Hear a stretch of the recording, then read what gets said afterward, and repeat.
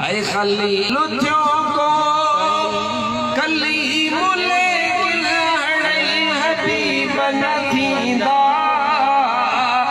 नसीब जात मुहम्मद जाइय कहजा नसीब न थींदा ओह ते ललतरानी मूसा ओह ते ललतरानी हिन जो मौला मेज़बानवा उते जल्द पहुंचण मुझे मुहम्मद जो शानवा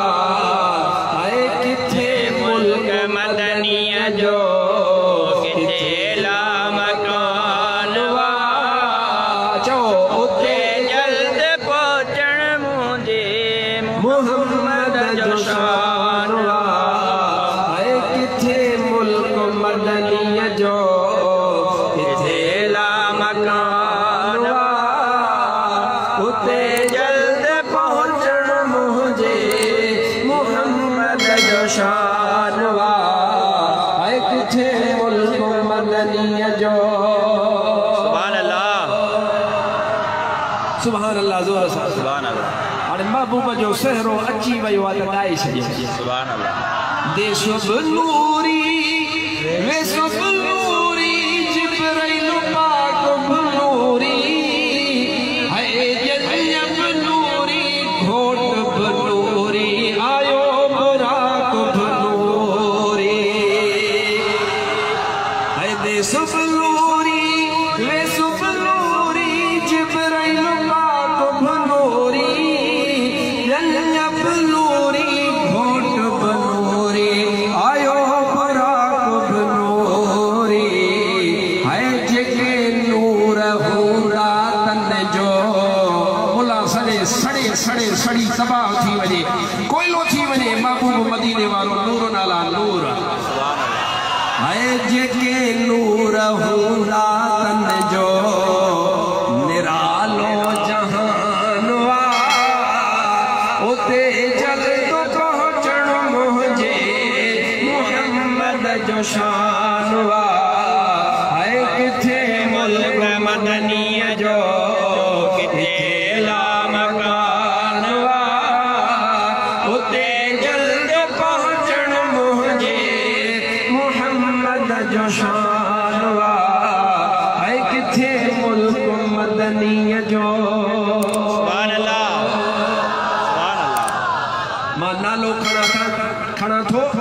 आमीन जोर सां चइजो सुभान अल्लाह अल्लाह सही मरहूम गुलाम नबी मैसर जे कब्र जे मथा करोड़े रहमतूं नाज़िल फरमा आमीन या आमीन न एड़ी चो ख़बर पवे आमीन जोर आमीन आखिरी शेर में छा थो चवे उन में ॿुध ॻाल्हि फ़ैसिलो टोड़े छॾी ॻाल्हि ख़त्म करे छॾी चवे थो हशर जे ॾींहुं हर कंहिंखे मिलंदो हबीब पंहिंजो पंहिंजो पसंद पंहिंजी पंहिंजी यारो नसीब पंहिंजो पंहिंजो सुभान अल्लाह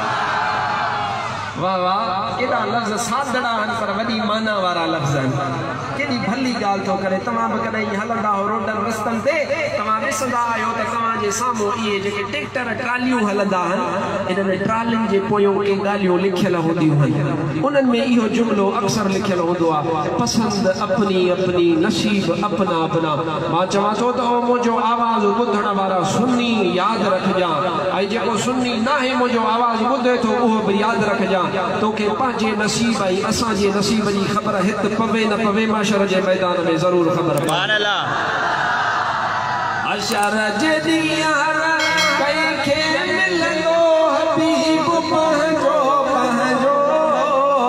पसंद पंहिंजी पंहिंजी यारो नसीब पंहिंजो पंहिंजो गुलाम नबी से रोईंदा तूं ई मां खिलंदासीं सुभान अल्लाह आए गुलाम नबी से रोईंदा जिन्नी खे गुमानवा